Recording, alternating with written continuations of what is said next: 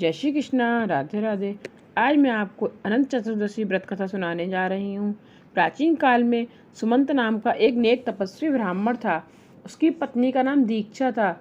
उसकी एक परम सुंदरी, धर्मपरायण तथा ज्योतिर्मयी कन्या थी जिसका नाम सुशीला था। सुशीला जब बड़ी हुई तब उसकी माता दीक्षा की मृत्यु हो गई। पत्नी के मरने के बाद सुमंत ने कर्कशा नामक स्त्री से दूसरा विवाह कर लिया।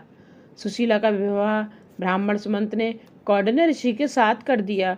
विदाई में कुछ देने की बात पर कर्कशा ने दामाद को कुछ ईंट और पत्थर के टुकड़े बांधकर दे दिए।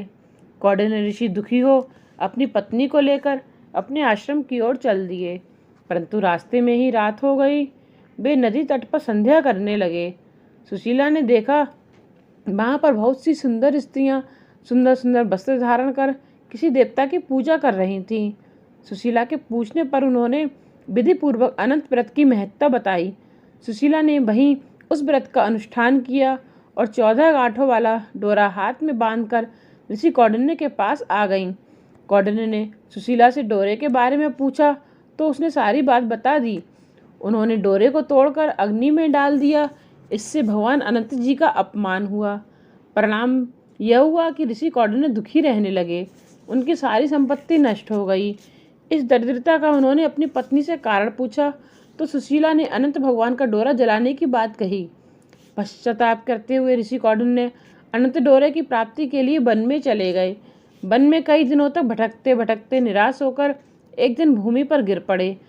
तब अनंत भगवान प्रकट होकर बोले, हे कौंडिन्य, तुमने मेरा तिरस्कार किया है, उसी से तुम्हें इतना कष्ट भोगना पड़ा। तुम दुखी हुए, अब तुमने पश्चाताप किया है, मैं तुमसे प्रसन्न हूँ। अब तुम घर जाकर विधिपूर्वक अनंत व्रत करो। 14 वर्ष पर्यंत व्रत करने से तुम्हारा दुख दूर हो जाएगा। तुम धन धान्य से संपन्न हो जाओगे। कौंडिन्य ने वैसा ही किया और उन्हें सारे क्लेशों से मुक्ति मिल गई। श्री कृष्ण की आज्ञा से युधिष्ठिर ने भी अनंत भगवान का व्रत किया, जिसके प्रभाव से पांडव महाभारत के युद्ध में विजयी हुए।